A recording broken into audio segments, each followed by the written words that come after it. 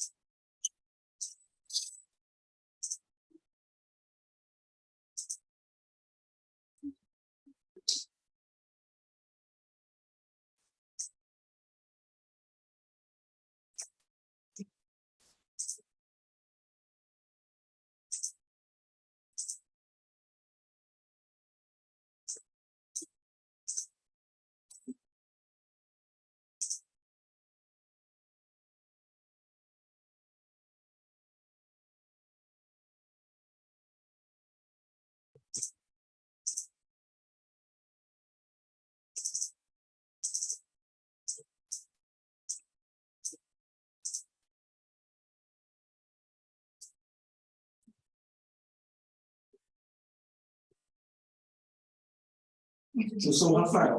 Esse é o Rafael. Com licença. O senhor vai fazer a apresentação ou vai participante? Vai assistir? Não, eu sou autor, eu sou autor com o Breno, mas que vai apresentar ele. Perfeito. Só para eu confirmar se estão todos os participantes de todos os artigos. Para ver que vai apresentar.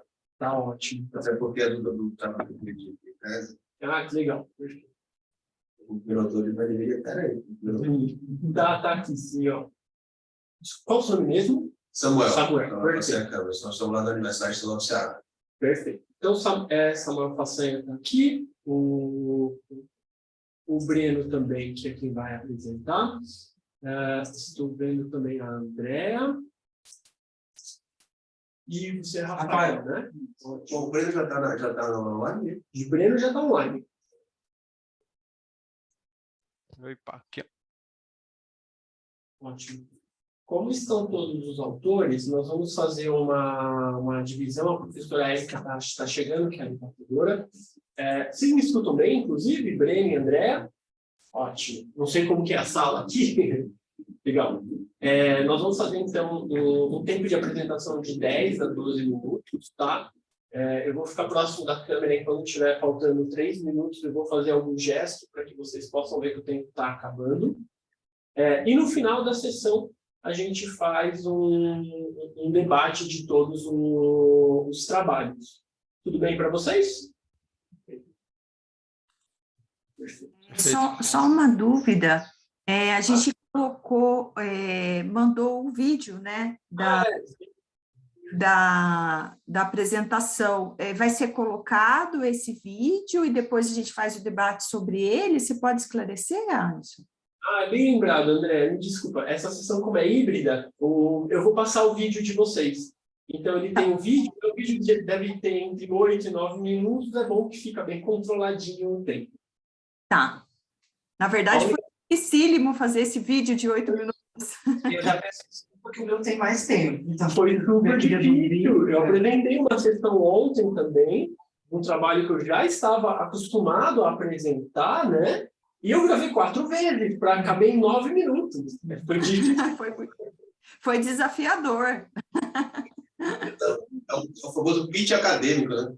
Nossa, muito. A gente fica até sem ar. A gente se acostuma mais a fazer isso, porque a gente é da área acadêmica, a gente faz apresentações muito longas. Exatamente. É próprio da área, né? Mas hoje as coisas estão... Tudo muito dinâmico, não é? Tem que aprender. Também para startup, que a gente... O pitch de 3 minutos, né? Bom, eu vou começar, então, a sessão.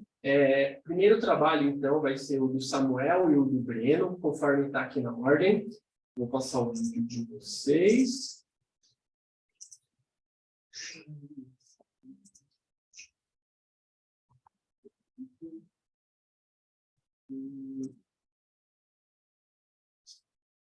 Um, dois, meia. 1, 2, meia.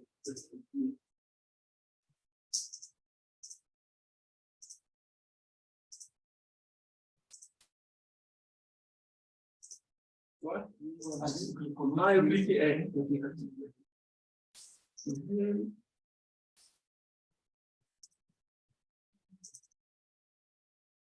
Ah, vocês já estão vendo minha tela, então, né? Pessoal da sessão online, só me confirma se vocês estão vendo a tela cheia. Não, Não? não. Não, Eu tô... tá aparecendo no Zoom, acho.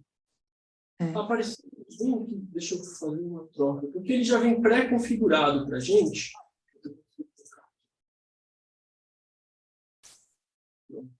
Tá no som mesmo. Pronto, agora tá perfeito. agora deu. Vai vir o áudio. Gravação de vídeo de trabalho a ser apresentado no celular. Chegou o áudio para vocês? Sim, tá ótimo. O áudio do vídeo, né? Do Breno mesmo.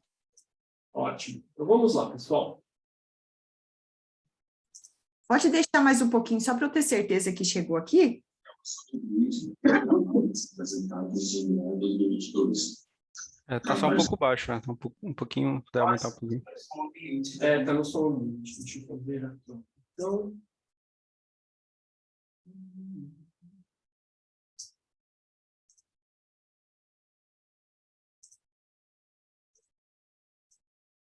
Aqui. Obrigado. Gravação de vídeo de trabalho a ser apresentado no CMEA em 2022. Trabalho sob o título A Influência da Tomada de Decisão Empreendedora e das Capacidades Dinâmicas na Capacidade de Inovação em Empresas Intensivas em Conhecimento, participantes do Programa Regional de Fomento à Inovação. Inicialmente, é válido contextualizar que pesquisas recentes vêm abordando temas do governo, fomentando ecossistemas inteiros de inovação, né, por meio, utilizando-se, né, de políticas públicas com o objetivo de criar novos negócios, ou até mesmo desenvolver tecnologicamente esses novos negócios, né, dando acesso a eles ao financiamento. Isso é importante, esses estudos, porque eles lançam luz sobre como as políticas públicas impactam na maturidade dos ecossistemas de inovação, principalmente os ecossistemas a nível regional, que são, inclusive, o foco desse estudo.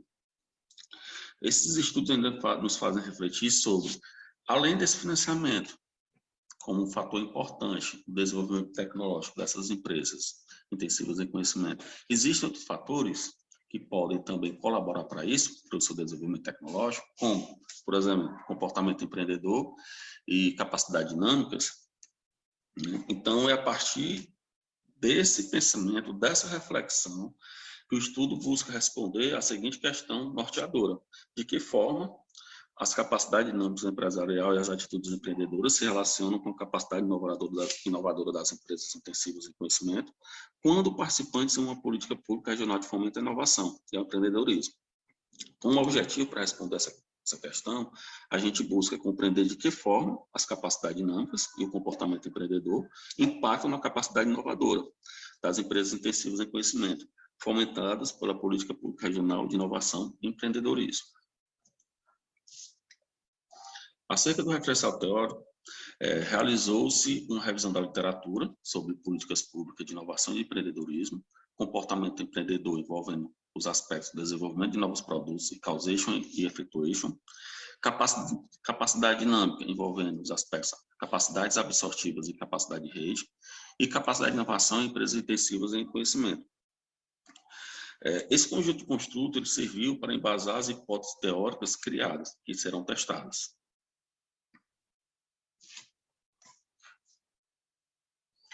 O estudo ainda apresenta um modelo teórico através desse esquema, né, analítico, onde pode sugerir que a política pública de inovação e empreendedorismo influencia os ativos inovativos das startups, né, o comportamento empreendedor e a capacidade dinâmica, que impactam, assim, na capacidade de inovação dessas mesmas empresas. Isso faz evoluir, faz com que essas empresas evoluam tecnologicamente, né, nesse movimento.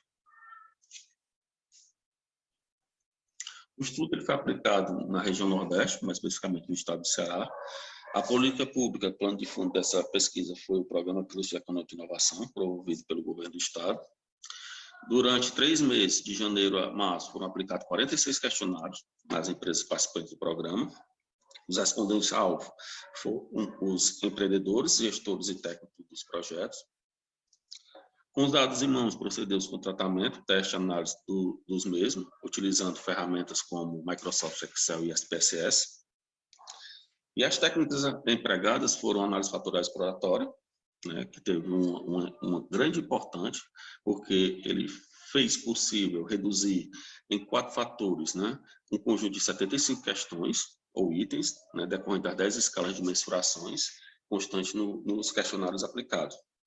Isto tudo para tornar possível, posteriormente, por meio da análise de variância, comparar as médias dos grupos desses 4 fatores. Quais são esses 4 fatores? Desenvolvimento criativo de novos produtos, causation efeito eixo, capacidade absortiva e capacidade de rede. E assim, né, poder constatar a existência de efeito diferente das médias, né, dos grupos desses fatores sobre a variável dependente de capacidade de inovação. Esta é a hipótese nula do estudo. Os resultados foram apontados em termos estatísticos. As médias do grupo fator desenvolvimento criativo de novos produtos com relação à variável dependente de capacidade de inovação, de acordo com a significância estatística, são iguais, ou seja, não existe efeito influenciador daquele fator, né, desenvolvimento criativo de novos produtos, sobre a variável dependente, capacidade de inovação. Por outro lado, para o fator causation efeito eixo, constatou-se a existência de efeito influenciador dele, sobre a variável dependente de capacidade de inovação, né, pois as médias são iguais. Quanto à sua variação, a significância estatística pode mostrar isso. O p-valor ficou abaixo de 0,05. Da mesma forma, mas considerando o p-valor a 0,010, como permite a literatura, os fatores, né, de capacidade, da capacidade dinâmica, né, quais sejam capacidade absortiva e capacidade de rede, né, se mostraram que as suas médias também foram constatadas como diferentes. Se as médias são diferentes, existe efeito, né, desses fatores sobre a variável capacidade de inovação. Com esses resultados, fica claro que a maior parte deles vão ao encontro daquilo que é mostrado na literatura, que a gente acabou de apresentar agora por meio de um modelo teórico, né, proposto aqui no estudo, no slide anterior. Esses são os testes de hipótese, a representação estatística dos resultados, mais abaixo. E, por fim, quanto às considerações finais, a gente considera que o objetivo do estudo ele foi alcançado, uma vez que compreendeu-se que os ativos, né, causation effectuation e capacidade absortiva e capacidade de rede, a partir dos seus construtos, né, comportamento empreendedor, neste caso aqui, né, com exceto o fator desenvolvimento criativo de novos produtos, né, e a capacidade dinâmica, podem influenciar, sim, a capacidade de inovação das startups apoiadas. E, dessa forma, contribuir para o desenvolvimento tecnológico delas, além do financiamento concedido pela política pública.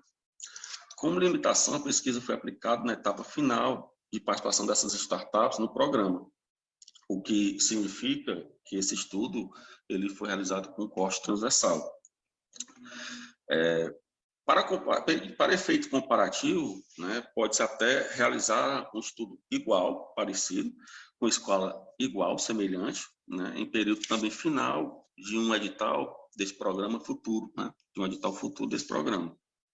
E, por fim, recomenda-se para os estudos futuros a realização deles com abordagem qualitativa, isso para coletar entendimentos mais detalhados dos construtos que aqui foram apresentados. Essas são as referências bibliográficas. Muito obrigado.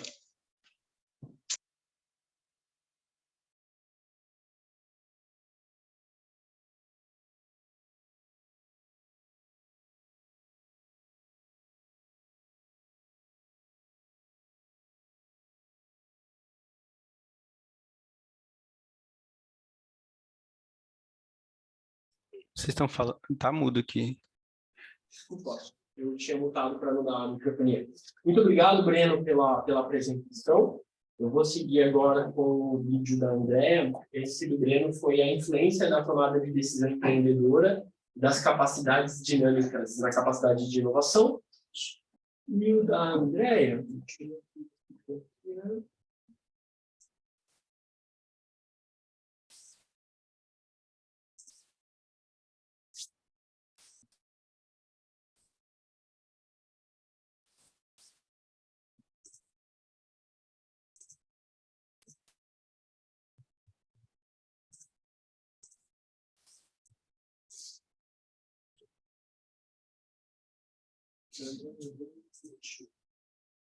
E agora a gente vai seguir com o vídeo da Andréa, que é o relacionando o ciclo de vida e hélice quádrupla, o caso da startup Next Atlas.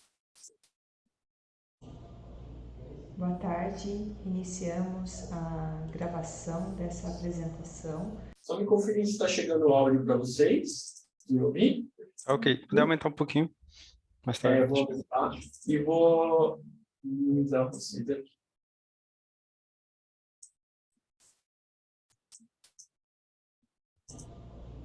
Boa tarde, iniciamos a gravação dessa apresentação do artigo intitulado Relacionando o Ciclo de Vida e hélice quádrupla, no caso da startup Next Atlas. Então, a gente vai contar um pouco a história da startup Next Atlas e do papel da comunidade, né, que é um representante da hélice quádrupla, ao longo da trajetória da empresa. O artigo foi escrito por mim, Andréa, escrito também pelo Luiz Guilherme, doutorando da USP, e pela professora Juliana Caminha Noronha, também aqui da Unifei.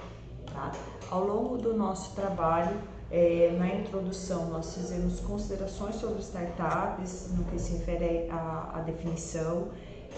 Trouxemos que as startups, elas também se relacionam com a temática de hubs de inovação, ecossistemas empreendedores, se estende a corrente de administração pública, e trouxemos também que a corrente teórica mais tradicional da hélice tríplice, ela também aponta aí a importância dos agentes da hélice tríplice nas fases de uma startup, né? Só que entender como a hélice quádrupla ela é percebida ao longo das fases, né, dos momentos de uma startup, ainda não é comum. Então, por isso que surge esse problema de pesquisa que foi colocado, né, como a comunidade, também entendida como a sociedade, que é a hélice quádrupla, afeta o desenvolvimento das startups ao longo do tempo. O objetivo do trabalho foi justamente identificar a atuação da hélice quádrupla, representada pela comunidade, dentro dos ciclos de vida de uma startup. Analisamos o caso da Next Atlas, que é uma startup aí do ramo aéreo, que se encontra na fase de gestão e escalabilidade. O nosso referencial teórico foi dividido em duas etapas, uma tratando sobre ciclo de vida organizacional, olhando para as startups, e outra tratando sobre a perspectiva da hélice quádrupla e sua contribuição para as startups. Quando a gente olha para o nosso referencial teórico, a gente traz o modelo de ciclo de vida de Antunes, onde ele perpassa por essas fases de ideação, estruturação, gestão e escalabilidade, repouso e inquietação. Além disso, a nossa metodologia, né, ela tem caráter descritivo, uma natureza qualitativa. Nós analisamos um estudo de caso, né, o caso Next Atlas, que ele foi escolhido de acordo aí com o aporte teórico, né, de acordo com as informações que a gente percebia na literatura. A gente identificou esse caso.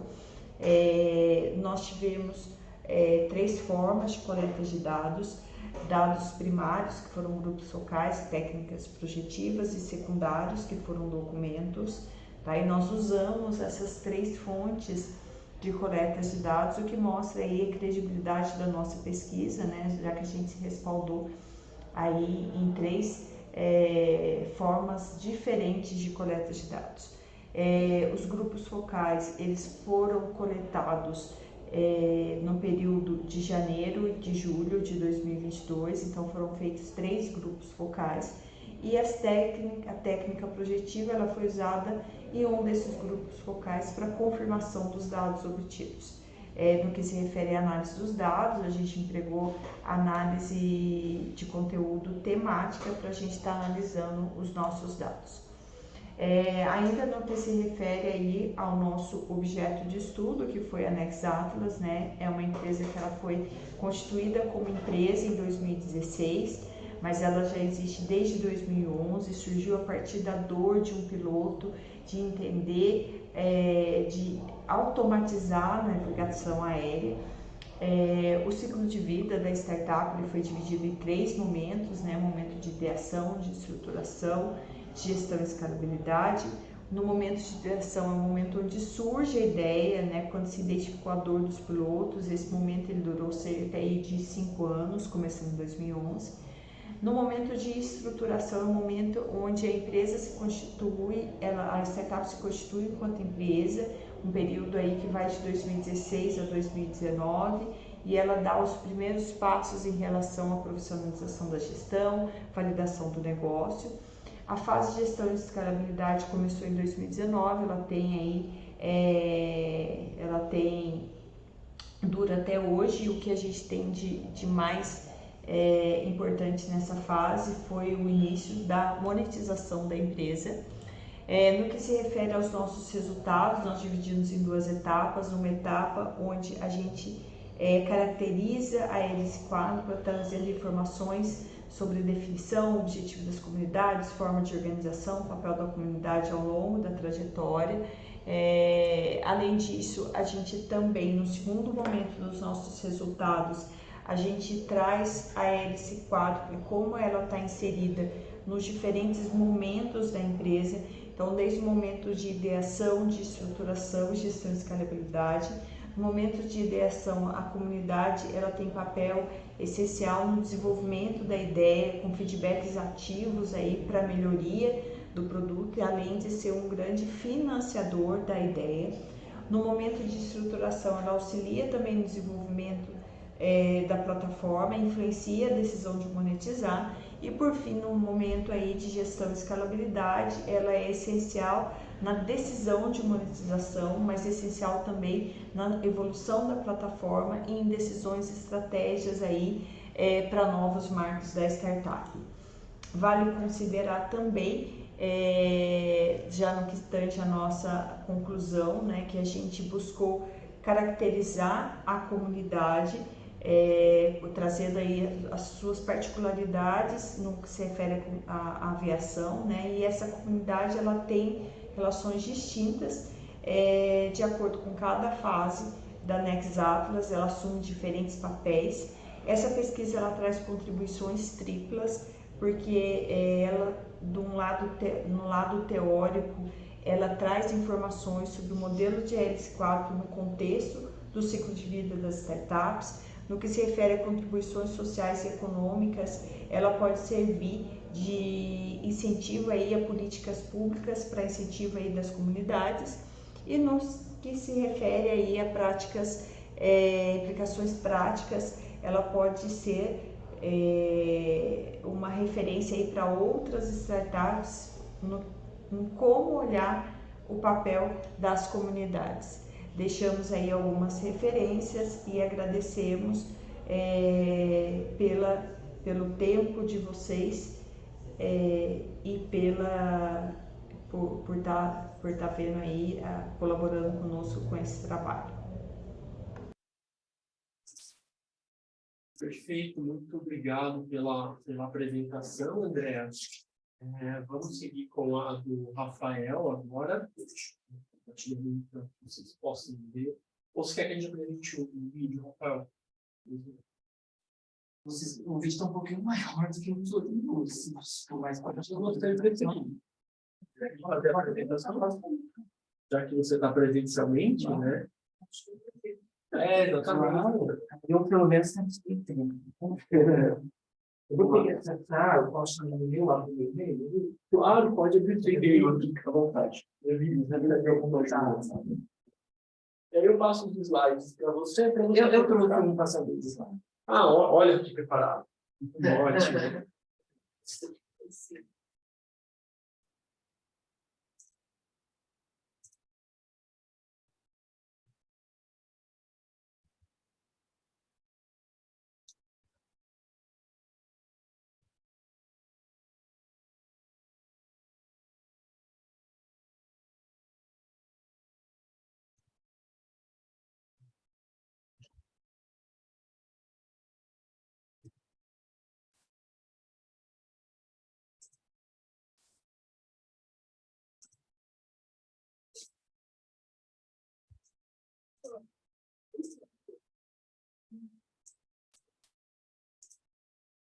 1369 ou 126? É o 1369.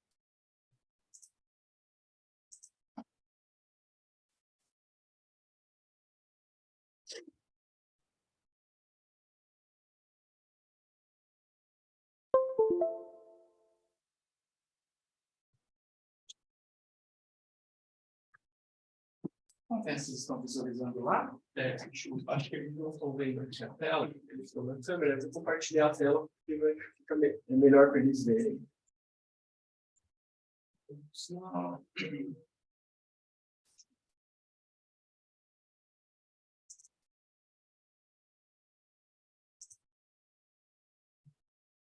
Então, me confirme se vocês estão vendo a tela da apresentação do Rafael. Sim. Ótimo. Ok? Então, boa tarde a todos, presencialmente aqui, Arson, Érica, colega, aos demais coautores que estão presentes aí virtualmente. Eu sou o Rafael, eu fiz doutorado aqui na FEA, atualmente sou professor contratado aqui no Departamento de Administração e atuo no programa de pós-graduação em Administração da Unip. Esse trabalho que eu vou apresentar é parcial da minha tese de doutorado, que eu defendi recentemente, sob a orientação do professor Felipe Borini. A temática que ele aborda são as estratégias de redução da dependência de recursos na relação entre ambiente de inovação e capacidade de inovação das subsidiárias. Então, está dentro do bloco de estudos e negócios internacionais, mais especificamente dentro da dinâmica da gestão da subsidiária.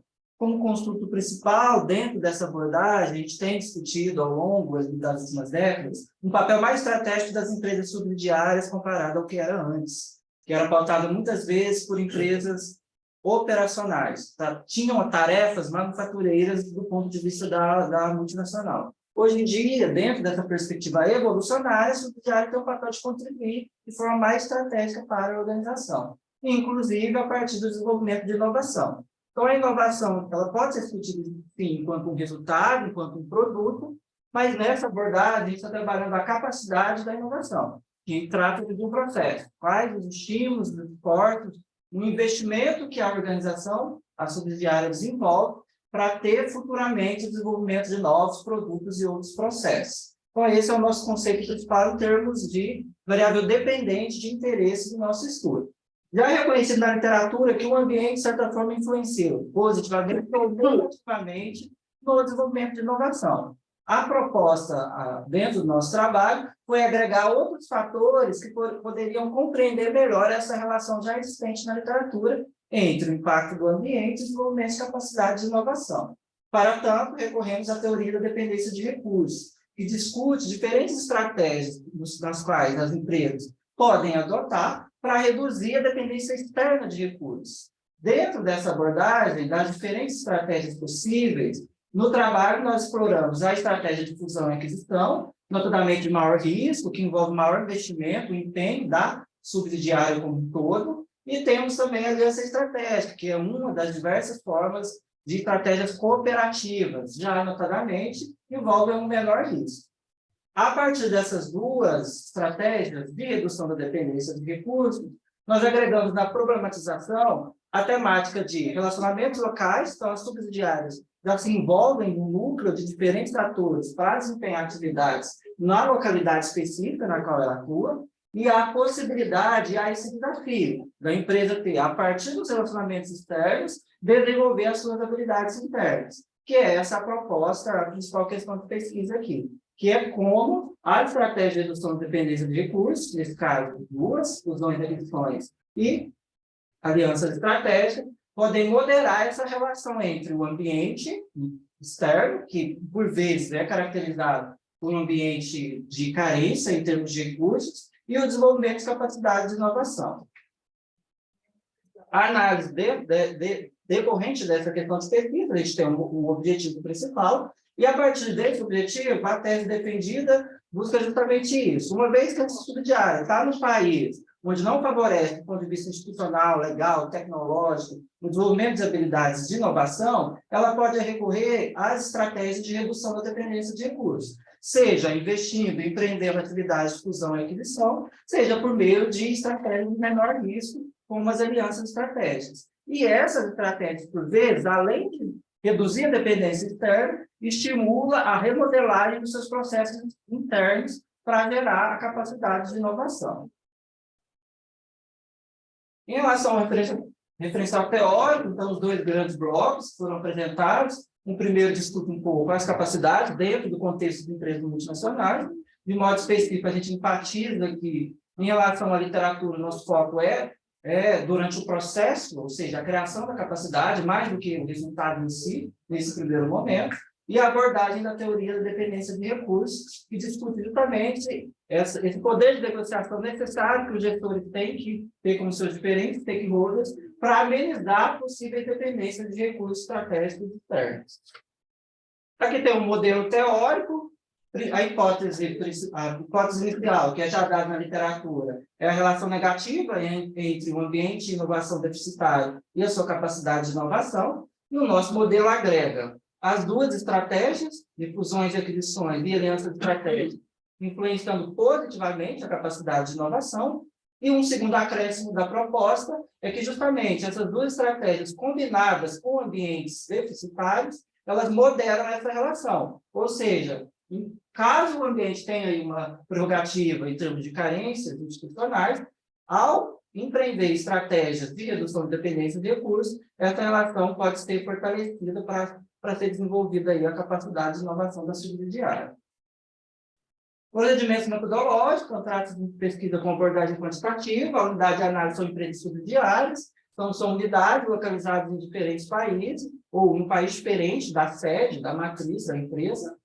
Trata-se de uma pesquisa documental, enquanto método de pesquisa, utilizamos duas fontes de dados, a base de dados financeira Capital IQ, da Standard Poor's, para mensurar as variáveis dependentes e independentes.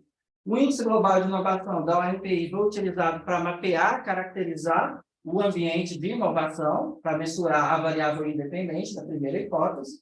Os critérios de inclusão na base, a disponibilidade para a mensuração da variável dependente, que é a capacidade de inovação, que eu vou apresentar como ela foi mensurada no slide seguinte, e a empresa ter justamente uma matriz, uma controladora localizada em um país distinto, do qual aquela empresa tem as suas atividades sendo realizadas. As variáveis, a dependente de capacidade de inovação, foi criado um índice de capacidade de inovação a partir de investimentos, pesquisa e desenvolvimento. Variável dependente, o índice foi criado, um índice global de inovação, uma variação. Então, quanto maior taxa de decrescimento do índice ao longo dos últimos 17, 18, 19, foram 3 anos considerados, mais carente é aquele país. Então, o indicador tinha valor 1, maior variação negativa do índice. Valor 0, isso, uma menor variação negativa do índice. Variáveis moderadoras, então foram todas as transações realizadas pela subsidiária, em termos de fusões e aquisições e de alianças estratégicas. Algumas variáveis de controle, para tentar amenizar ou caracterizar melhor os possíveis efeitos não controlados. Técnica principal, a regressão linear múltipla, e de forma complementar a gente trouxe aqui a análise das condições necessárias. A lógica da regressão linear múltipla é, quanto mais determinado fator, variável explicativa, relação positiva com a variável dependente. No caso das condições necessárias, a lógica é o contrário. Quais os requisitos mínimos eu preciso dessa variável explicativa para que a variável dependente aconteça? Então, é uma técnica que a gente agregou de forma complementar para avaliar os resultados do estudo. Aqui a gente tem um modelo, concentrando aqui no modelo completo, as hipóteses 1, 2 e 3 foram suportadas, ou seja, variação negativa do índice global de inovação, no ambiente de inovação mais carente, tem uma relação negativa com a capacidade de inovação.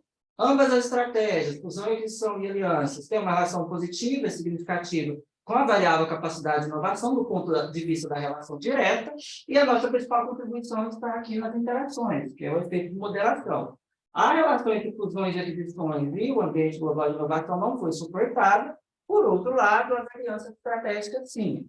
E aqui está a grande contribuição, já antecipando, né, as contribuições do estudo. Que o efeito combinado de um ambiente carente em termos de infraestrutura, aliado a uma estratégia proativa de alianças estratégicas pela subsidiária, tem aí um efeito positivo na capacidade de inovação da subsidiária.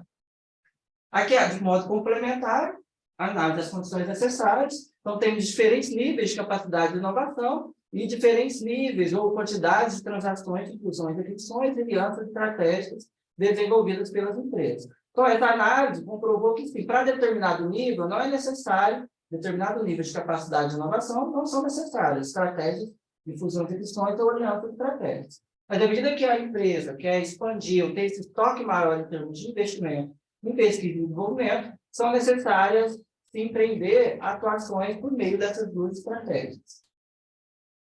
Conclusão. Aqui a conclusão.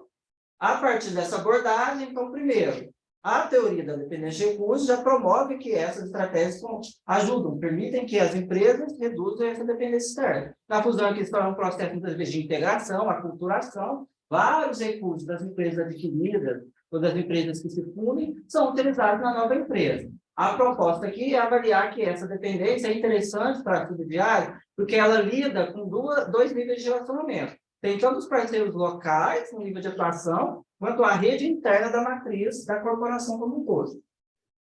Além disso, subsidia o desenvolvimento das capacidades operacionais, que é a proposta de transpassar todo esse conhecimento, esse potencial gerado localmente para a rede interna da organização. E aqui o desafio da empresa ao estar localizada em um ambiente de inovação local. Então, ao empenhar essa atuação mais proativa, que inclusive é uma das orientações gerenciais, o gestor consegue dinamizar, reduzir, amenizar possíveis impactos situados em países emergentes, principalmente, que é uma proposta, inclusive, de expandir esse estudo para dimensionar essas diferentes possibilidades, diferentes contextos. Agradeço pela atenção de vocês e fico à disposição. Muito obrigado. Deu certinho, bem. Vamos lá. Posso, né? Acho que está à vontade de frente para você.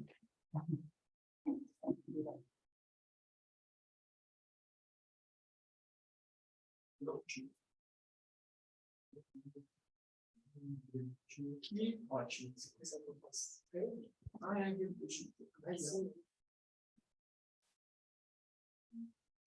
a gente consegue ver todos.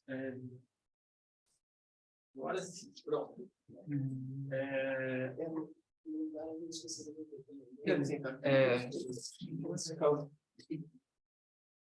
Bom, vamos. Seria legal a gente fazer as perguntas na ordem das apresentações, né? Dessa apresentação. A primeira, então, foi a apresentação do Breno, que foi. Deixa eu ver. Será que não caiu? Tem uma na mesa. Talvez seja. Ele está correndo.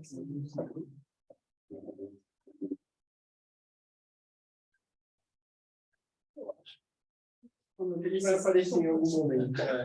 Não precisa.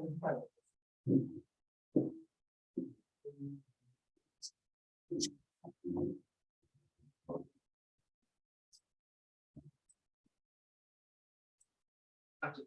Bom, primeiro foi o do Breno, né? Então, a influência da tomada de decisão empreendedora e das capacidades dinâmicas na capacidade de inovação em empresas intensivas em conhecimento, participantes de um programa regional de fomento à inovação.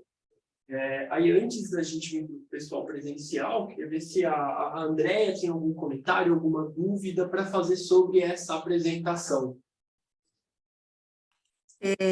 Na verdade, o tempo é bem curto, né?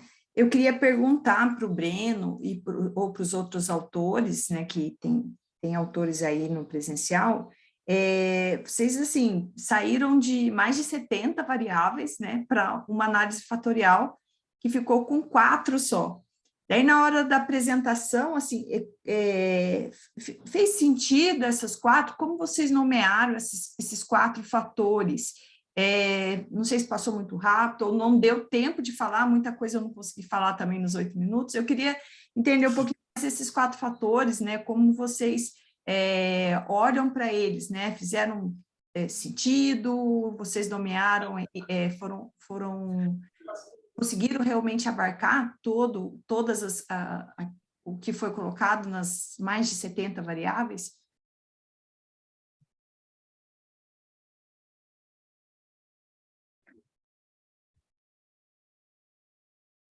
Fica tranquilo. Ela vai trocar. Eu posso começar a responder enquanto o Breno... Claro.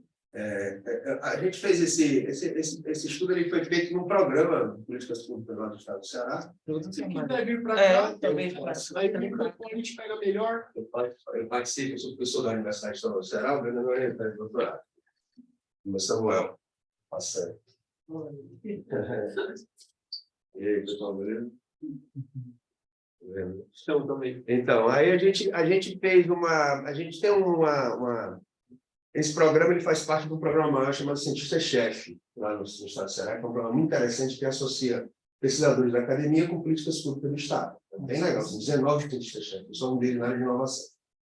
E aí a gente acompanha programas de estímulo à inovação, o meu papel é esse, para melhorar a capacidade dessa política criar realmente efeitos sobre o ecossistema, né, cearense. E aí esse programa é um programa que interioriza, né, a ideia da criação de startups para resolver problemas tecnológicos de setores tradicionais. E a gente aplicou uma gama de questionários, porque assim, tem um laboratório de exposição agora, você vai acadêmico, né? Chega de um negócio desse, o governo está tudo aberto para você aqui, então você se espalha, né? Então a gente fez um grande questionário, aplicamos. E esses questionários, esse questionário, ele tem um grande construto de análise dos programas de uma forma geral, mas ele foi todo pensado em termos de escalas já tradicionalmente utilizadas na literatura e de antecedentes à capacidade tecnológica de inovação. Então, a gente fez um grande apanhado de variáveis dessa natureza para poder ficar com essas informações. Vão ser aí mais 4 anos, provavelmente, de coleta de informação. O banco de dados, que teve 77 nesse artigo, já está em torno de 200, e a gente quer chegar a quase 400 de startups estudadas, que é um banco de dados que acho que no Brasil quase ninguém tem esse tipo de informação. Então, assim, essa primeira análise que foi feita nessa direção, a gente tentou associar alguns construtos que eram desse questionário que estavam presentes na jornada do programa que é oferecida para as startups. Então, assim, ele faz isso, porque assim, essa jornada já existe na política. Ele te opera o que essa jornada, esses cursos, esses workshops, esses treinamentos, estão associados às variáveis dos construtos da literatura que antecedem capacidades inovativas. A gente fez essa associação, que é lá no artigo mostrando, e a gente pegou essas, que estavam relacionadas com isso, e fizemos uma fatorial, né, confirmatória desses construtos que estavam sendo montados na literatura e pensamos esses quatro que ficaram mais consistentes e explicavam variância, daquela amostra especificamente. Então, eles foram pensados nessa natureza. Não sei se responde a pergunta, mas foi aí que a gente... Só complementar, primeiro pedir desculpa que eu pensei, eu trabalho aqui com a minha esposa aqui do lado, ela começou a falar mesmo na hora que, um pouco antes na finalização da apresentação do colega, né? Eu tentei entrar no notebook aqui, sair do escritório, mas enfim, ela saiu aqui. Mas assim, complementando o que o professor falou, né? O que o professor Samuel falou, e respondendo também a pergunta da colega, né? A gente rodou as análises fatoriais e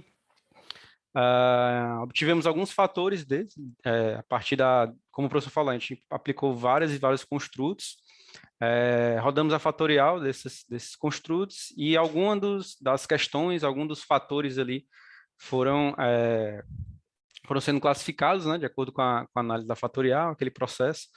E a partir desses fatores, os que foram validados, né, que tiveram significância estatística, né, que tiveram correlação, a gente utilizou para a análise da hipótese, né, para validar as hipóteses do estudo.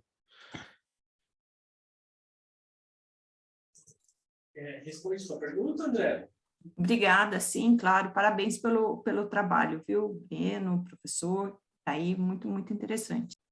E a gente está, não sei se eu peguei o finalzinho na fala do professor Samuel, a gente está fazendo a pesquisa qualitativa também desse estudo, né? Então, além dos questionários que a gente aplicou e que a gente vai expandir, né, nos próximos ciclos, a gente também está fazendo a pesquisa qualitativa, que dentro desse programa a gente aplicou a parte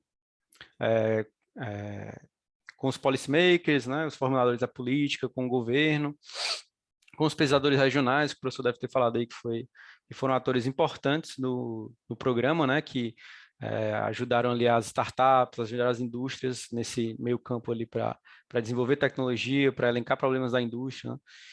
E aplicamos entrevistas também com as startups, né? Então, a gente fez esse esforço de pesquisa tanto qualitativo quanto quantitativo, e agora a gente está estruturando os papers, né, derivado desses dados. A gente tem muito dado coletado, e agora estamos iniciando já produzimos alguns e estamos estruturando outros para publicar aí nos journals, né?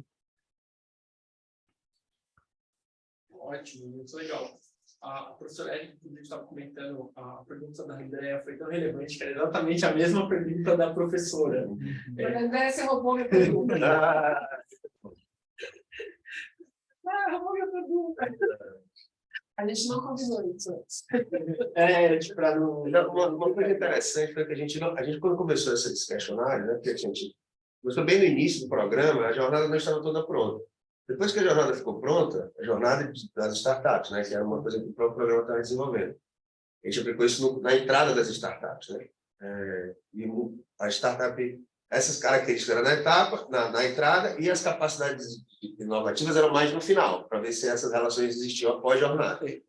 E aí, quando a gente pegou essa questão, a gente não tinha... aí, uma coisa interessante foi porque no tempo a gente fez esse esforço de combinar quais os construtos que estavam no questionário estavam associados à lógica da jornada. Assim, foi uma coisa que casou mesmo não sendo proposital. Assim, depois que a gente uniu as duas coisas, olha, isso aqui tem a ver com isso, tem a ver com isso, tem a ver com isso, e aí as coisas... A literatura explica o fenômeno pelo que ele existe, né? Então, quem trabalha com o fenômeno está associado àquelas variáveis mesmo. Então, foi uma grande surpresa que acabou convergindo para as escolhas dos fatores que foram analisados. É sinal que o levantamento da literatura faz sentido, né? Exato. Também não precisou Exato. fazer uma seleção específica.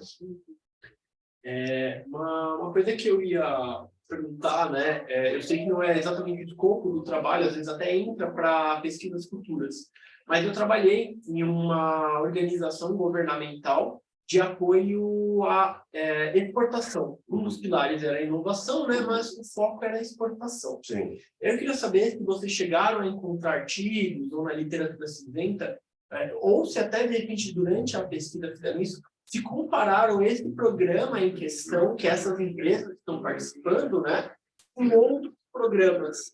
E é possível, de repente, o Breno até comentou rapidamente sobre isso, fazer a mesma aplicabilidade em outros programas. Eu vou começar a responder, o Breno também pode fazer, que faz parte do trabalho dele de tese de doutorado, ele fez doutorado de sanduíche recentemente, né? Pode até responder com mais precisão em relação a comparações internacionais. Esse programa foi montado pelo governo do Estado por uma lógica que foi construída coletivamente no Ceará. Então, o Ceará hoje tem um grande conselho, que é o chamado COINTEC, que funciona na Federação das Indústrias do Estado, e discute todo o ecossistema de inovação. É uma iniciativa muito interessante. Eu não vejo isso em outros lugares. O Estado do Ceará começa a destacar, inclusive, como um ambiente muito próximo, ganhando rankings e tal, posições importantes nesses rankings, na área de startups por conta disso. Embora tenha um concorrente muito forte, que é o Pernambuco ali do lado, né? Pernambuco é muito forte, Bahia também, Nordeste. Mas essa lógica ela foi construída por uma série de policymakers que estavam lá construindo essa lógica junto com o ecossistema, que tinham participado frequentemente de visitas a ecossistemas e visitas a políticas internacionais em vários países.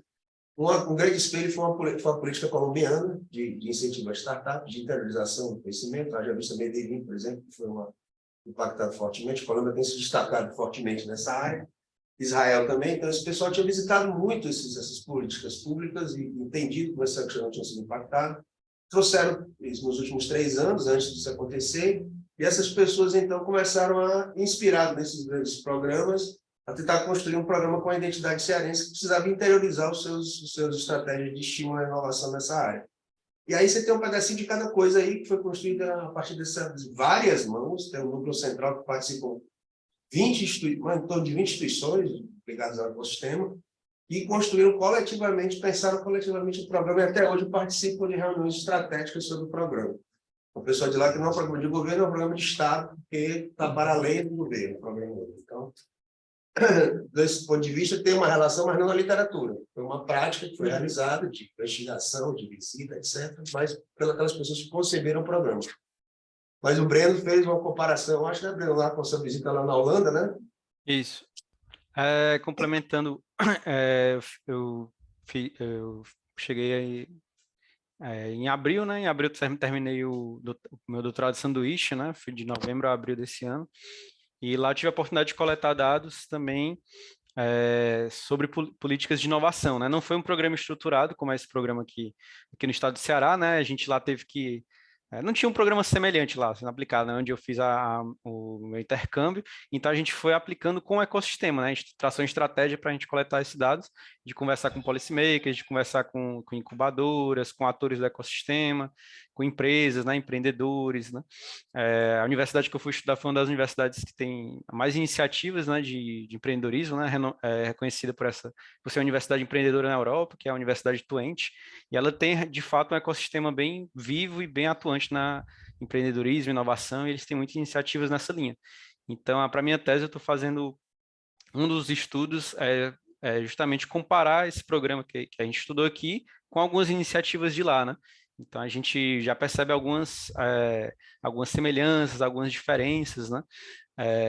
Entre esses ambientes, né? Entre esses ambientes de inovação. E a gente pretende também continuar com a pesquisa quantitativa, né? Aplicar esses questionários lá, né? E tem até alguns estudantes de mestrado que estão se engajando nessa pesquisa. Então, a gente espera poder fazer mais análises comparativas. Perfeito. Então, justamente, minha pergunta também tem continuação da sua pesquisa, né? A tese aqui a gente está só com um recorte. Muito obrigado pela explicação dos dois. Rafael, Claro, tá dando para me ouvir aqui? Consegue ouvir bem o Rafael? Tá dando, ok? Sim. Primeiro, parabéns, essa temática de ecossistema eu tenho interesse, desde o mestrado eu trabalho com a temática de ecossistema de inovação, trabalho em relação aos vínculos interorganizacionais, influenciando a dinâmica das empresas, então já estudei o sistema mineiro de inovação, então para essa temática acho que é pertinente, e o papel público acaba sendo determinante nesse sentido enquanto órgão orquestrador, né, desse processo para financiar. A gente tem aqui, pela FAPESP, projetos financiados que estimulam justamente essa integração, que está no desafio, muitas vezes, de sair, tirar o conhecimento de dentro da universidade, criar novos negócios, né, que eu acho que é um desafio muito pertinente. Então, parabéns, é um tema que sempre me chama muito interesse. Aí a minha pergunta vai para um olhar mais técnico, de certa forma, mas eu acho que pode enriquecer. Eu não sei quais os interesses de publicação desse artigo em si, né? Se ele vai ser uma parte da tese, vai ser composto, né, de um artigo mais completo, ou se ele já vai ser entregue isoladamente. Pelo que foi apresentado, né, de um modo geral, acho que vocês poderiam, né, de uma perspectiva, ter uma técnica de análise talvez mais avançada, multivariada. Por essa, né, análise que foi feita, fatorial, os indicadores, eu acho que talvez uma equação estruturais, porque para fazer a NOBA, acaba que vocês tiveram que, variáveis foram Likert, né? Métricas tiveram que criar grupos, né? Vocês tiveram que criar os grupos para chegar, né, para aplicar a técnica da fatorial. Então, pensando em termos mais estratégicos, né, para ampliar o potencial de publicação do artigo, e uma técnica pertinente a partir dos dados que vocês já têm, acho que seria interessante revisitar mais uma vez, né, dependendo do interesse, né, de publicação independente desse artigo, né, em qual o nível de revista, em termos de qualidade que vocês estão pensando. Então, é mais uma dica que me veio aqui a partir, né, dessa aplicação que vocês colocaram. Respondendo, isso já está sendo feito, né, Breno? A gente está ampliando a base de dados, né, para aplicar técnicas mais robustas, inclusive, e não só, porque a gente está criando uma base com um conjunto de diferentes programas do Estado. Então, a gente consegue hoje fazer uma aplicação de questionário e retirada de informação que não são exatamente as mesmas, porque os programas têm peculiaridades, que às vezes não dá para as mesmas variáveis serem coletadas, mas a gente conseguiu aplicar coletar muitas variáveis que são as mesmas em todos os programas, de maneira que a gente consegue hoje a gente já está com 200 e poucos projetos, né? É startup nesse caso, mas é startup / projeto, porque tem programas que a análise é projeto. E aí a gente está ampliando essa base, porque tem variáveis que são semelhantes. E aí, com essa ampliação, a gente vai poder aplicar técnicas mais robustas. Excelente. De análise fatorial, de análise de variável. Vai ampliar, acho que, o potencial de publicação. Na verdade, a gente já aplicou com a base com 77, usando análise logística e análise discriminante. Estão coletando mais, estão Perfeito. A gente, só para complementar, a gente está fazendo realmente uma esteira de publicação, né? Como o professor falou aí, a gente fez, está coletando vários dados aí nesses últimos anos, e alguns deles vão para a minha tese, né? É o que eu estou priorizando agora, tentando tornar esse da tese mais competitivo, né? Justamente trabalhar com mais carinho neles para ir para jornais internacionais, etc. E outros já estão saindo aí para outras revistas, né? Diferentes extratos aí. Mas a gente está trabalhando sim nessa esteira de publicação de acordo com né, o extrato e qualificação das revistas. Né? Perfeito. Obrigado pela contribuição, cara, também. A gente teria mais 2 minutinhos. Alguém quer fazer mais algum apontamento rápido sobre o trabalho do Breno e do Samuel? Bom, vamos agora para o da Andrea. O da Andrea é o 1021. O da Andrea é o relacionando o ciclo de vida e hélice quádrupla. O caso da startup Nexaport. Aí começando, né, pelo público online, no caso o Breno, tem alguma dúvida, Breno, algum apontamento? Fica à vontade. Se não estiver também tranquilo, tá? Não, vou deixar para os colegas aí, eu estava tentando aqui acompanhar ainda aqui o artigo, ler com calma aqui, eu acho que depois posso complementar, né? Eu só fiquei curioso, uma coisa que me chamou a atenção era o período de ideação, né, da startup. Eu vi que foram 4 e 5 anos da ideação, né? É mais uma curiosidade mesmo sobre o objeto de estudo, né? Eu achei que foi muito tempo ali, achei interessante muito tempo de ideação, né? Sabe, se a autora puder falar algo sobre isso, né? Por que teve tanto tempo de ideação até a startup pegar tração, né? Fiquei curioso dessa informação. Tá.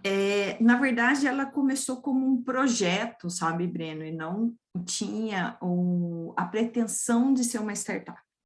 Então, essa startup, ela surgiu da dor que um piloto tinha de tornar a navegação aérea mais simples, né? Porque era uma navegação naquele momento, era uma navegação, não tinha nada virtual, era uma navegação toda em papel, aqueles grandes mapas que eles usavam para planejar o voo. Então, surgiu como um piloto buscando uma ferramenta, buscando alguém que começasse a divulgar, começasse a automatizar aquele processo que era braçal, e não tinha a pretensão inicial de ser um negócio. Daí, à medida que essa ferramenta ela foi se tornando vários, né, pilotos passaram a querer adotá-la, daí teve a necessidade de se tornar um negócio. Por isso que esse período foi longo, porque ele não tinha a pretensão de ser uma startup, né? Ele tinha a intenção de ser uma ferramenta que aliviasse a dor do piloto e tornasse a navegação aérea mais simples para os pilotos. É interessante, né? Interessante só para finalizar que nosso estudo, a gente está utilizando a TRL, né? A Technology Readiness Level, escala para medir aí o tempo de evolução tecnológica, né? E é muito interessante porque esses projetos de diferentes áreas têm um nível de evolução muito diferente, né? E alguns em um ano, né? No caso do setor de TIC, por exemplo, consegue evoluir muito rápido, né? Nessa escala, enquanto diferentes setores aí é muito diferente mesmo, assim, a evolução. E é interessante como nós, como estudiosos e formuladores de política, né, quem participa dessa política, ficar assim, colocar isso na mesa, né, que não é os setores, mesa de discussões, né, que os setores variam muito nessa evolução tecnológica, né? Então, eu acho que é um dado interessante também. Eu não li o estudo, queria, desculpa, eu não ter lido, vou tentar fazer a sugestão sem ler, sem ter lido. Não sei se você pegou, porque me parece que isso é uma startup / spin-off, né? Ou seja, ela é uma spin-off também. Não sei se você aportou essa literatura de spin-off também no trabalho, porque ela tem características bem específicas, assim, né? Quando uma startup ela é uma spin-off num desenvolvimento tecnológico que não era para ser uma empresa, era para ser, por exemplo, uma pesquisa, era para ser uma coisa dentro de uma outra empresa, e ela gerou aquela startup, né? Então, tem uma literatura muito pungente hoje sobre spin-offs, né? Eu acho que talvez, não sei se você apontou isso no seu trabalho, queria saber, e se não, se talvez fosse interessante, porque daria uma competitividade legal de tudo. É interessante o apontamento, mas essa startup, ela não veio, quem perguntou foi o Samuel? Não estou te vendo, estou reconhecendo a voz. Ela não veio de um projeto de pesquisa, ela não saiu de um projeto de pesquisa, né? Ela foi realmente o cotidiano, né, da vida do piloto. Quando entra a universidade, né, na vida dessa startup, acho que até é interessante colocar isso, quando ele busca a opinião da universidade, quando o primeiro protótipo começa a ficar pronto, e aí ele busca a universidade como assim, o que vocês acham dessa ferramenta? Então, buscou ali cursos, né, na área de aeronáutica para estar auxiliando nesse sentido de um retorno ali sobre o que eles achavam da plataforma que tinha sido desenvolvida, mas ela não saiu de um projeto de pesquisa. Ok. Perfeito, muito obrigado, Andréa, Breno e Samuel, pelas contribuições. Pós, por favor. Então, aqui eu vou ter essa lista. Fique à vontade. A câmera ela vai te achar. Vai me achar, né? Fala, ela vai. Ela busca. Nesse exato momento ela parou de fazer. Ela vai falar, Oi, André, tudo bem? Primeiro prazer, eu queria te contar. Eu usei algumas referências aí, alguns trabalhos meus, eu utilizo como material de minha disciplina, que eu ministrei num programa de mestrado profissional de inovação global nessa temática de ecossistema, que é a sua proposta de revisão para avançar, né, nas discussões além da hélice tríplice, na quarta hélice, na quinta, né, que está mais recente ainda. Então, primeiro, gostaria de cumprimentar, é um prazer, assim, não pessoalmente, ainda mais tê-la aqui na sessão e poder compartilhar esse espaço, né? Como eu disse, né, eu sou de Minas, fiz a graduação em História, mas tenho uma parceria com a Universidade de Lavras também, alguns colegas, que é uma linha de interesse trabalhar essa questão dos ecossistemas de inovação, para justamente fomentar essa ideia dos vínculos, né, dos diferentes atores. A AES já consolidada tem o governo, a universidade, a empresa, e agora com essa expansão que, empiricamente, você tem avançado muito. E eu acho que é isso que é a proposta da academia, com esse desafio, de a gente avançar, né, para agregar e, de forma empírica, trazer reflexões do nosso contexto, né, de Minas, de um modo geral, e do Brasil. Então, essa é uma primeira fala, né, para te cumprimentar. Aí tem dois apontamentos, são mais curiosidades. Um primeiro é a respeito do contexto do artigo, assim, em termos de linha de pesquisa, é um projeto pontual, essas parcerias, né? Interessante que você pontuou, né, que aí o interesse do empreendedor ir até a universidade, né? Então, como que vocês visualizam, né, como surgiu a ideia do artigo, fazer essa análise, né? Como isso se enquadra dentro da sua linha, né, do seu trabalho de pesquisa como todo. Isso seria o primeiro, se você puder comentar um pouquinho. Legal, até tem uma historinha bem legal, já que você tocou, assim, eu vou mostrar aqui para vocês, acabou de ser divulgado o livro Hélices da Inovação, foi lançado, não sei se vocês sabem, foi lançado no mês passado, um trabalho aí com trabalhos das 5 regiões do Brasil que a gente atuou. Então, ele começou para um capítulo desse livro. Então, esse livro, eu sou uma das organizadoras do livro, tá? Então, depois eu vou deixar o link para vocês, porque ele está disponível, o e-book, gratuito, ele tem a versão impressa também, mas ele começou a partir de uma necessidade de olhar como a hélice tríplice, como a universidade, a indústria e o governo apoiavam no financiamento de startups. Então, ele começou dessa forma. E tanto é que no livro tem um primeiro recorte desse estudo, que é como a universidade, o governo e as empresas financiaram o ciclo de vida de uma startup. E aí a gente tem momentos de financiamento da universidade, da indústria e do governo. Só que o interessante para essa startup é que, ao longo das entrevistas, surgiu a quarta hélice, surgiu a comunidade representante da quarta hélice também financiando a trajetória de uma startup. Então, a gente tinha ali em mãos um outro trabalho, que a gente entender a quarta a comunidade, né, aí representante da quarta hélice, ela influenciando toda a trajetória de uma startup. Então, a gente achou interessante trazer isso, porque isso era uma contribuição prática e teórica, porque a gente não tinha encontrado isso ainda, de vislumbrar a quarta hélice nesse papel de uma trajetória da startup. Então, esse estudo ele tem um histórico, sim, e depois eu vou colocar aqui para vocês o link, para quem tiver interesse de ver o livro, está bem novinho aí, começamos o lançamento mês passado. Nossa, legal. Legal, parabéns. Parabéns, professor. Parabéns. E Imagina, o meu segundo gente. comentário, aí já com um olhar mais técnico, pensando em metodologias, né, que a gente tem sempre essa expectativa, o que os editores pedem, e tem uma abordagem agora já crescendo muito a respeito de como se considerar os critérios de qualidade na pesquisa qualitativa de um modo geral. Então, vi na sua fala, na apresentação, muito pertinente a questão da triangulação, as fontes que vocês utilizaram, o processo como um todo de validação, a técnica projetiva. Então, é interessante, tem um material, uma professora, né, a Marley Posebon, da FGV, que ela tem alguns trabalhos interessantes que nos ajudam a agregar mais indicadores de qualidade na pesquisa qualitativa.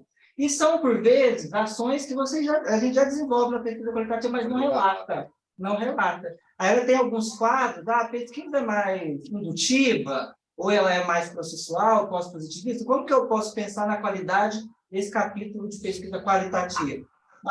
Quando eu uso trecho na descrição dos resultados, é uma forma de dar aí credibilidade aos dados. Retornar aos participantes que participaram para validar a tua análise sobre aquele trecho. É mais uma forma de você contribuir para essa questão da credibilidade da pesquisa. A participação de diferentes pesquisadores. Então, ela traz alguns templates nos materiais delas, que eu acho que seria interessante, mas pensando nisso, em agregar o que vocês já propuseram, né, em termos da própria triangulação de dados, que é sempre os elementos mais mencionados nesse sentido. Então, só um apontamento e uma dica, né? Você pode repetir sua autora? Não É deu Marley Posebon. Você consegue digitar aí? Marley com I mesmo, simples, Posebon. Ela tem um artigo, se não me engano, Posebon com Z e N no final. Ela tem isso. Ela tem um artigo até na USP aqui, aí tá templates, né, de itens que a gente pode considerar mais uma forma, né, de não que a gente tem que se aproximar da validade da pesquisa quantitativa, né, mas eu acho que já demonstra, porque a gente disse, muita coisa já é feita, mas não relata, mas para potencializar aí a publicação. Parabéns mais uma vez, André. Prazer. Obrigada, viu? Prazer conhecer você. Muito obrigado, Rafael, André. Temos mais 5 minutos de debate. Então, vamos lá.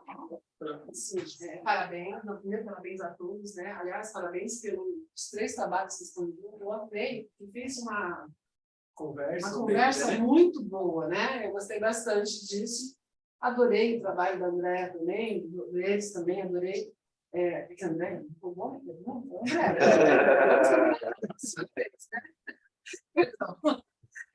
Mas eu queria te fazer uma pergunta. Eu acho que até na sua fala, eu acredito que isso vai ficar para uma próxima pesquisa mesmo, né? Mas eu adorei essa questão que você trouxe na BRS quádrupla e essa questão do ciclo de vida da startup. E uma coisa que me chamou a atenção realmente foram os tempos de cada etapa dessa startup em especial. Eu entendi que ela não é uma spin-off, ela simplesmente nasceu da dor de alguém que está ali, né? Isso eu entendi bem, né? E, na verdade, é como quase sempre surge alguma grande empresa, né? É o que eu acho ótimo, né? Mas eu queria saber se você fez ou se você pretende fazer uma relação da contribuição da quarta hélice em cada etapa do ciclo de vida. Porque eu entendo que, com certeza, tem, né? A minha hipótese, né? Mas ela não é apresentada pelo artigo, né? Eu não achei ela aqui no seu artigo. Então, eu acho que ela tem muita coisa. Porque a gente está na era da comunidade, na era da conexão, da comunidade, do compartilhamento, e eu acho que isso é o grande exponenciador de todos os negócios que a gente vai ter aqui, né? E eu acho que o meu trabalho tem tudo a ver com isso, né? Então, eu queria que você comentasse um pouquinho sobre isso. Sim, essa é uma ideia, Érica, que a gente está trabalhando sim para a versão de periódico, então a gente está melhorando. Na verdade, na versão de periódico, a gente quer trazer, não só, porque esse veio só a quádrupla isolada, né? A gente quer trazer todos os atores, né? Universidade, empresa, governo e sociedade, a gente quer trazer todos esses atores. A gente conversa ao longo, né, da trajetória, né, de todas as fases do ciclo de vida, mostrando a contribuição de cada um.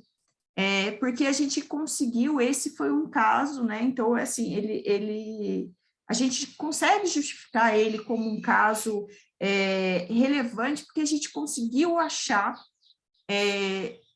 financiamento de todos os atores em algum momento da trajetória da empresa. Então, é uma startup que, por exemplo, ela não adota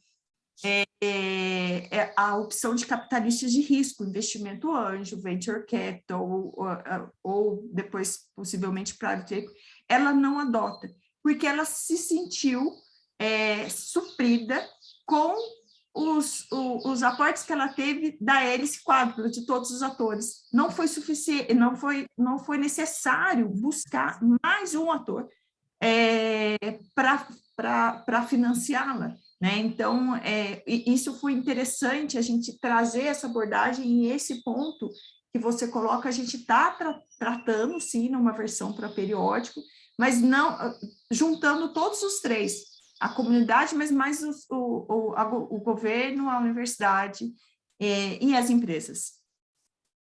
E do jeito que aconteceu com ela, acontece o melhor dinheiro que você pode ter, na minha opinião, esse dinheiro, né? Esse aporte, essa ajuda, eu acho que é o melhor de todos, né? Em vez de você precisar se comprometer com outras, né, partes. Sim, sim. Ela conseguiu mais em torno ali de 500 a 700 mil reais, com ou fomentos do governo, ou fomentos da própria universidade, que veio também, ou programa de inovação aberta de grandes empresas que ela participou e alavancava parte do desenvolvimento do seu produto. Então, e, inclusive, que é o mais interessante, que é o que eu trago nesse artigo, a comunidade. A comunidade foi o primeiro financiador dessa empresa. Foi um financiamento coletivo onde a comunidade, representada pelo grupo de pilotos, que fez a empresa nascer. Então, foi o senso coletivo, o senso dos pilotos, que para eles aquela ferramenta era útil e fazia sentido, que fez eles aportarem quase 100 mil reais para que o negócio surgisse.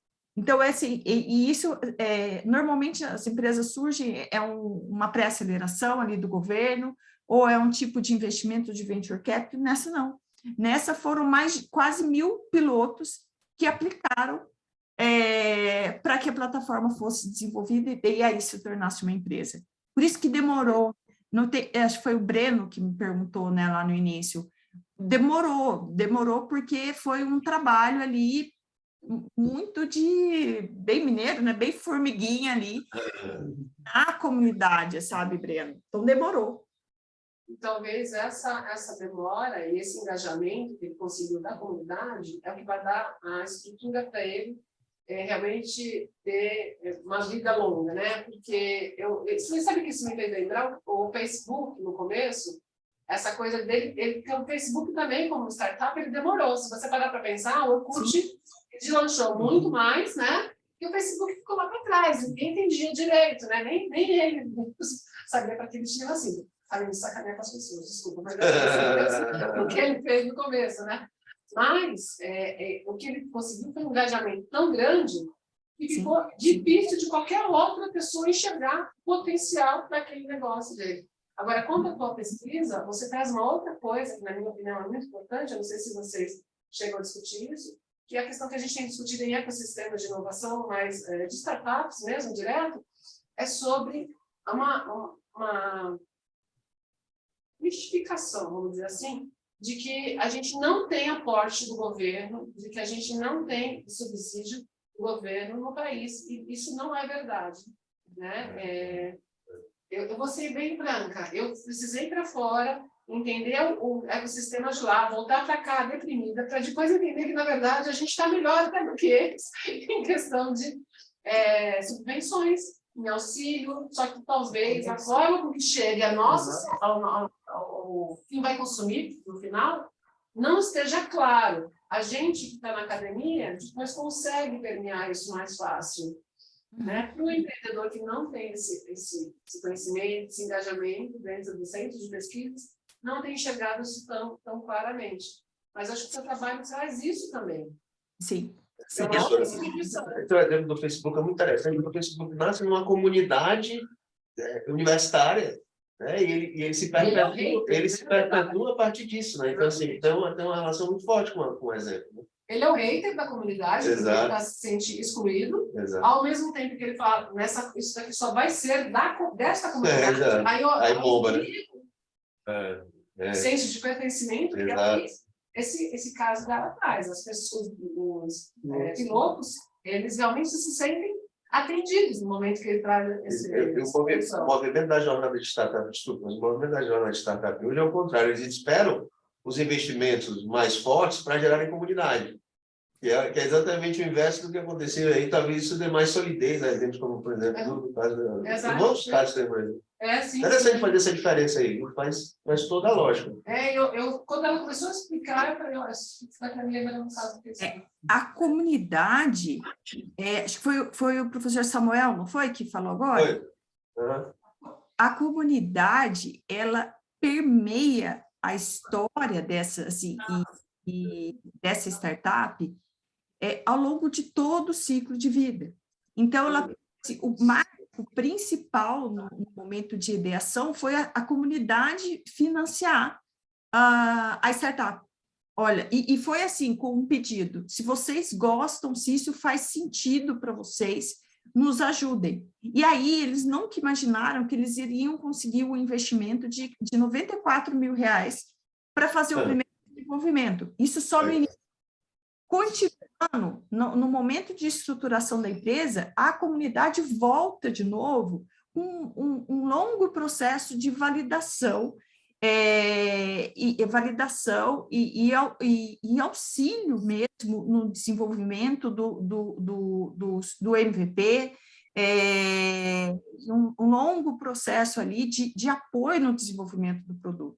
E mesmo depois que ela passa a comercializar, de novo a comunidade volta em assuntos estratégicos. É muito interessante. É muito interessante a gente ver que, assim, agora a gente está realmente materializando a hélice quádrupla. A gente consegue perceber que ela tem papel, e nesse caso que a gente conta aí o papel dela ao longo da trajetória da empresa, e até hoje ela está presente.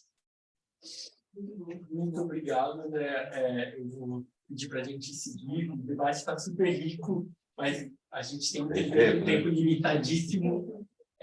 Vamos seguir para o do Rafael, que é o 1369, o papel moderador das estratégias de redução de dependência de recursos na relação em ambiente de inovação e capacidade e de inovação subsidiárias.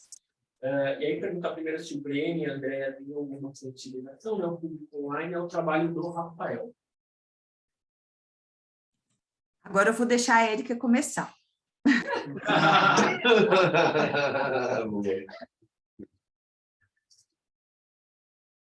Olá, professor. Então, eu gostei muito, queria falar com ele, sobre sua hipótese 4. Eu sou muito dessa questão das comunidades, externas, dessas coisas assim. Queria que você comentasse mais, porque apesar de você falar várias vezes que é a maior contribuição, você não detalha mais sobre isso. E eu senti falta, porque eu falei, cara, aí tem aí que você fala mais para mim, por favor, eu ficava lendo, conta mais para mim. Sim, primeiro eu faço o desafio, né, que é a primeira extração da tese, né, para a gente montar um recorte que já teve que excluir. É maravilhoso. Então, assim, já foi. A gente sabe que é um processo que ainda tem de revisitar, então essa discussão, né, aprimoramentos, ainda vai avançar muito, né. Inclusive, os construtos saíram, né, do modelo para a gente ter uma proposta para ser apresentada. Então, em relação a esse efeito, né, que é a contribuição é decorrente que está relacionada às anteriores, né? Que essa premissa do ambiente, né, de como esses fatores, um pouco bem está discutido aqui, né? Em termos não foco necessariamente em empresas, né, nascentes, startups, no caso do meu estudo, são empresas que as empresas multinacionais decidem por alocar, né, uma produção, uma atividade mais estratégica, desenvolvimento diferente para isso. Tanto que a amostra nem deu para ser detalhado, por exemplo, no artigo, porque aquela etapa descritiva, né, teve que ser retirada. Mas aí a gente discute muito dentro dessa linha mais para negócios tradicionais, os ambientes institucionais e as diferenças institucionais. Então, tem uma empresa, tem um contexto de país emergente, que por vezes tem esse financiamento, tem esse apoio, mas outros nem tanto, em termos dessa rede disponibilizada, né, para a subsidiária ter acesso a esses recursos. Então, a dimensão ali, institucional do ambiente, por vezes, ela carece de expectativas que a matriz lá do país, por vezes, tem, e não reconhece que é um ambiente distinto da empresa lá subsidiária na qual ela vive. Então, a ideia da maior contribuição é nesse sentido, né? É a partir desse contexto, que nem sempre é favorável, tem que partir um papel mais proativo das empresas, lidarem ali, tanto com seus parceiros locais, como no relacionamento. A gente fala que é o dual investment, que é esse incrustamento tanto ali, para lidar, aprender e lidar com o governo daquele país, com a regulamentação, com os atores, a forte relação que a gente tem aqui nas universidades, as parcerias que estão realizadas com empresas. Então, é lidar com esse desafio e lidar ainda com as expectativas da matriz. Então, tem empresas que têm subsidiárias mais autônomas, tem outras que têm lá um padrão a ser seguido muito rígido. Então, essa questão da contribuição é no sentido das estratégias, né? Tentar moldar, a partir disso que já é dado na literatura, a relação do ambiente com a inovação, outras características. Então, dentro dessa perspectiva, a gente conseguiu incluir esses elementos, essas estratégias de redução, que no momento tem essa expectativa. Então, se eu faço uma parceria, eu vou compreender, compartilhar recursos, vou participar do network, vou fazer essa parceria, eventos, né? Esse contato, como a Renata diz, do empreendedor com a universidade. Então, essas oportunidades de parceria, sejam mais formais, igual as alianças estratégicas, ou mais informais, contribuem para esse processo. Eu vou ter acesso a uma informação, a um recurso que eu não tenho, e a ideia de contribuir com o artigo é mais nesse sentido. Acesso a esse recurso, que é agregado ao pacote de recursos que a empresa tem, mas faz ela repensar como ela pode agregar e passar a investir em capacidade de inovação própria. Então, é mais nesse sentido, a ideia de pensar alternativas para lidar com esse ambiente que nem sempre favorece de forma direta, né, uma atitude mais proativa e recorrer a essas estratégias, né? Seja algumas, né, de maior ênfase como decisão de aquisições, maior investimento, mas as parcerias que se demonstraram mais relevantes, dada aí a acessibilidade. Deixa eu te fazer uma pergunta. Acho que sim. Agora, eu acho que não sei se está na sua tese ou se é pesquisa futura. Você disse que é uma pesquisa documental, né? Na sua tese, você chegou a aplicar esse modelo, ou você vai aplicar esse modelo em campo já? Não, para a tese não foi possível. Está na agenda de pesquisa para justamente expandir, porque o interesse nosso é ter essa comparação entre diferentes ambientes, para justamente ter essa validação com outras estratégias, inclusive. Então, que para a tese foi aí veio a pandemia, decisões estratégicas tempo, a gente conseguiu abarcar, né, com o modelo teórico, a base sustentar ali com as fontes de dados, a gente encerrou, mas está na agenda essa possibilidade para justamente enfatizar mais esses efeitos dos países emergentes, países desenvolvidos, seja da subsidiária, porque hoje está crescendo das multinacionais de países emergentes também, então as subsidiárias emergentes em países desenvolvidos, como elas lidam com esse contexto que é distinto daquele em países emergentes. Então, essas discussões com a pesquisa internacional está na agenda, mas ainda não foi realizada, né? Uma proposição. Gosto tanto de parceria que eu tenho sobre colaboração. E aí eu apliquei em 4 países, né? Mas aí dentro da tese a gente extrai o modelo e aplica em 4 países, né? Eu acho que a grande riqueza, né? Essa coisa quando você vê na prática, que você levantou na hipótese ali documental, mas eu acho que é realmente o caminho para vocês, né? Agora colocar na prática. Exatamente. Tá? Muito bom, Parabéns. Obrigado. Agradeço. Parabéns. Bom, eu queria... Não sei se a professora André levantou. André levantou? Se o André pediu a palavra... Eu pedi, mas na verdade foi a pergunta que a Érica acabou de fazer. Você levantou toda outra. Eu ia perguntar para ele... Mas alguma coisa junto, tem um artigo que vocês pensam muito igualzinho. Eu achei muito interessante a sua proposta, sabe, Rafael, de trazer, assim, fazer um estudo. Eu acho que a gente precisa estudar mais os nossos dados secundários, né? E isso eu acho que é uma contribuição, porque você traz toda uma interpretação, e eu ia realmente perguntar se no decorrer da sua tese, se você foi para um caminho empírico também, mas você acabou já respondendo aí.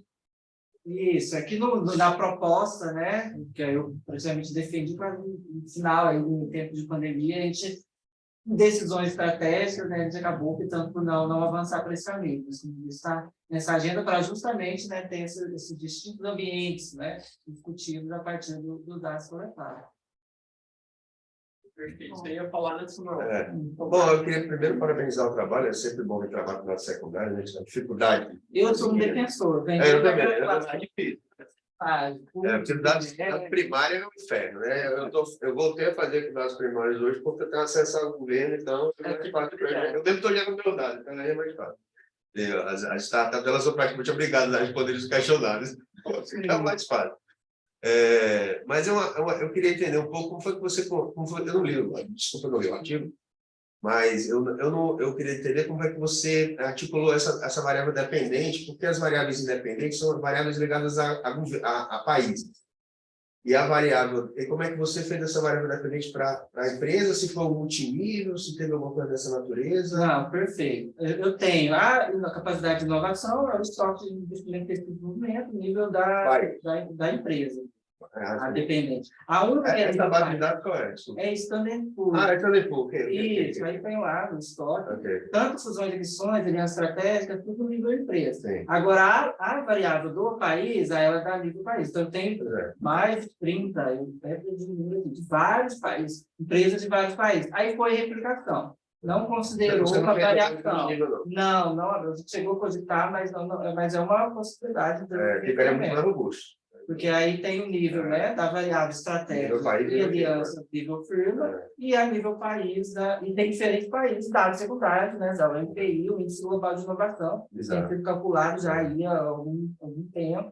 Então, são recortes interessantes. Esse assunto é um assunto muito interessante. Eu fiz uma pesquisa um tempo atrás, com uma minha, que veio para a GV, do Rio, e trabalhou com o pessoal aqui na área de...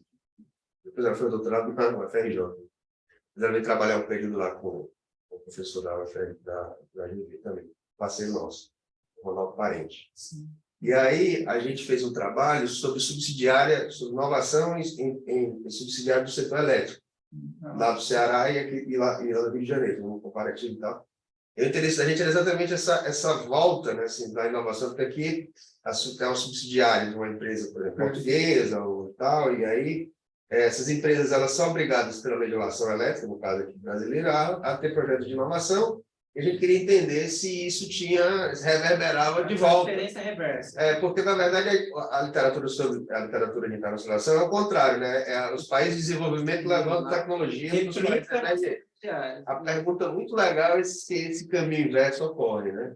Sim, então, no grupo de pesquisa que eu trabalho, tem um colega que está estudando isso, inclusive, né, que é orientador do Instituto Florida, está fazendo o doutorado de sanduíche agora na Dinamarca. Aí ele propôs, ele está coletando os dados. E um dos contributos dele é esse processo reverso, que é à medida que desenvolveu a capacidade do produto ali, até que ponto isso volta, né, para a matriz, para ser passado para as demais subsidiárias. Que é justamente está dentro dessa teoria, né, da evolução da subsidiária, para além de replicar, né, ou seguir um padrão dado pela matriz. Tem temática de interesse também, tem aí chão pela frente. Legal. Muito legal. Obrigado, professor. Parabéns. Perfeito, pessoal, estamos bem no horário. Quero lembrar que a Andrea mandou um link, né, no chat do livro que ela comentou. Verdade, deixa eu ver se eu consigo aqui abrir o link. É verdade que a gente salva, né? Eu vou mandar para a professora Érica também esse link. E... Fechou já. Sim, fechou, acabou. E perguntar se alguém tem mais algum comentário, agradecer os trabalhos. E um comentário sobre o trabalho do Rafael. Eu achei muito legal porque você vai fazendo um desdobramento, né, explicando, e aquela sua última tabela sobre os níveis de de inovação das empresas e quanto que elas são dependentes, entrega tudo o que a gente vai pedindo. Então, só muito breve, eu gostei muito daquela estrutura no final. Responde todas as perguntas que você traz. Muito obrigado.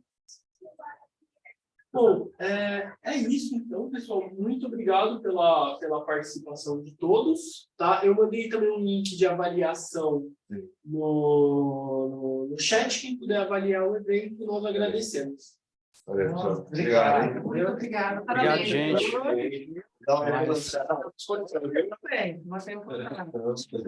Tchau, parabéns para todos. Viu? Tchau, obrigado, pessoal. Parabéns. Para mim. Pensando numa fórmula. O WhatsApp é um livrinho, né? Eu adorei. Bom, Nossa, eu gosto muito de estrutura, sabe? E a forma que você vem trazendo, a hora que você fala da metodologia, eu também adorei a hora que você falou da metodologia macro, assim. Prazer, parabéns pelo trabalho. Obrigado, viu? Vamos final esse Bem no horário que realmente começa a chover. Né? Tem que ir para o paraíso, meia hora. Até mais. Até. Só por nada, né? Em São Paulo. São Paulo choveu, já era. Depois eu consigo fazer online, mandar mensagem também. Eu não consigo conectar, mas eu acho que tem internet sim. Eu conectei na do meu computador. Pergunta no final do corredor, ali no stand, as meninas devem saber criar com isso. Eu acho que eu não chego para ele em 25 minutos. Antes eu tinha uma esperança, com a chuva. Não vai. Muito obrigada, viu? Desculpa qualquer coisa. Você correndo lá, o Uber fez 15 minutos a mais. Aí, Mas é bom. Isso é bom, isso é verdade. A gente consegue a minha hora, o que eu consigo fazer do outro lado? Isso é verdade. Para mim está ótimo. Muito obrigada, viu? Tchau. Tchau, tchau.